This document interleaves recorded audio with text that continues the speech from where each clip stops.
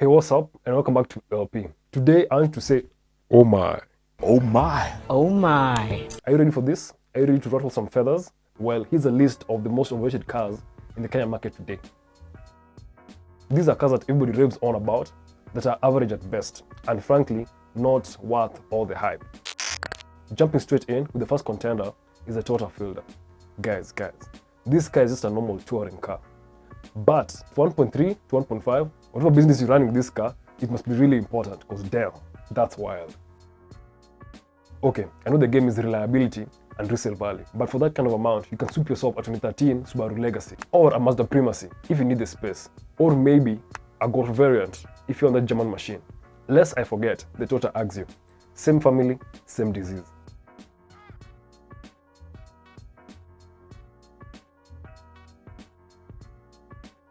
Up next is the Toyota Harrier. Is it overrated? Yes, very much. And over the years, it's built a kind of reputation for itself, especially if it's owned by a lady. It's not even about reliability or cost of ownership. It's a Toyota, so you know what it's all about. The new ones try to throw in a bit of color here and there, and soft tech, which is a synthetic leather material that Toyota uses because it's designed to take a great deal of wear and tear. For looks, I think in another life, the Harrier would have been the Range Rover Sport of Toyota. In another life, or maybe Galaxy. But again, looks are subjective, so tell me down in the comments below what you think about the Harrier. For you, hardworking man and woman, you're spending way too much and getting way too little on this Toyota Harrier. You see 2.8 models being sold for 1.7 million, and the current 2015 models being brought into the country from Japan, going for about 3.5 million.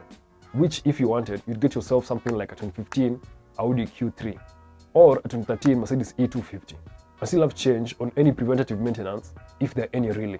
As much as it's being marketed as a stylish, upmarket SUV, it's overrated and it's priced accordingly.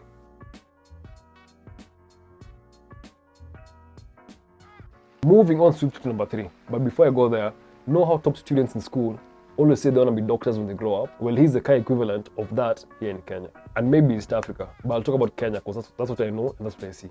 And that's the Toyota Prado and the Toyota Land Cruiser.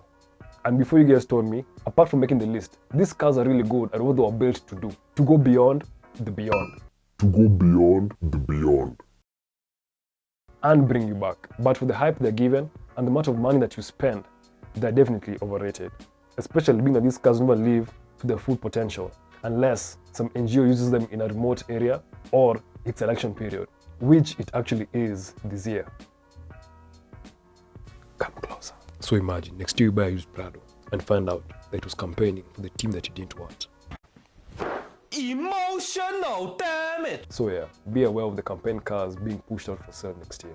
It's become more of a statement than what it actually is. For the price of a Prado or a Land Cruiser, you can get a 2015 Volvo XC90 or a locally purchased, low mileage Porsche Cayenne. You'll get more refinement, more comfort, more power, and even that status, if that's your thing. But a way better environment than that of the Land Cruiser or the Prado. Let me ask you something. If you can spend 730 million on a car, what is 200k in service and spending it on your baby? I got a bunch of ones and somebody gonna get them.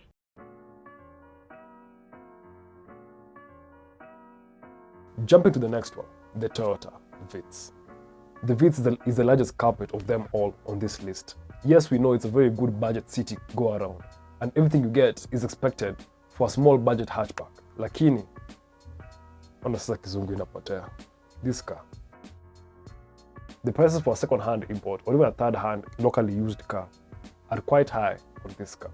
Jointly together, the Migos, that's the Nissan Note, the Honda Fit, and the Mazda Demio, are all on high demand, making the prices match their demand. But if you really don't need the new number plate, yes ladies, we know you all want the latest plates. I don't mean fine China. Do me a favor, please. Get out of here. So yes, if you really don't need the new plates, you can look into a 2013 or older Toyota Prius, which will give you more space for you and your man cubs and all their gear, while still being amazingly great on fuel. The alternatives are many as long as you don't need a new plate or a new import. Heck, you can even get this shape of the Toyota Auris, which is still an upgrade of a Vitz in itself.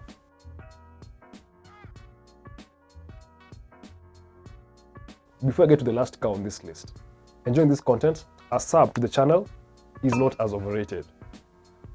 And press the like button. It really helps the YouTube algorithm to move this content to more guys who need to see this video.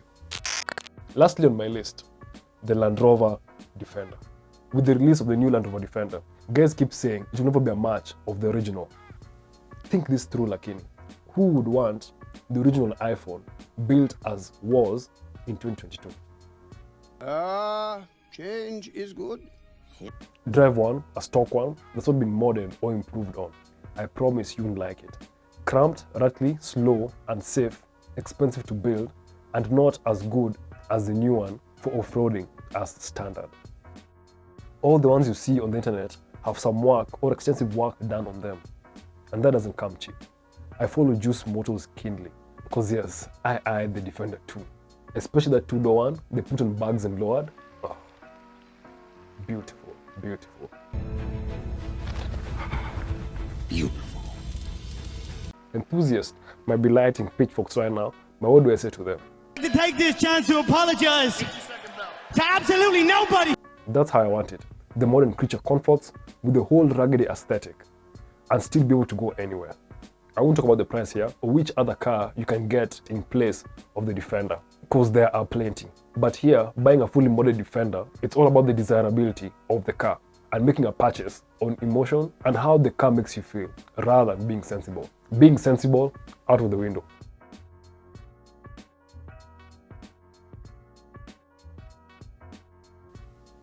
It's a cool car.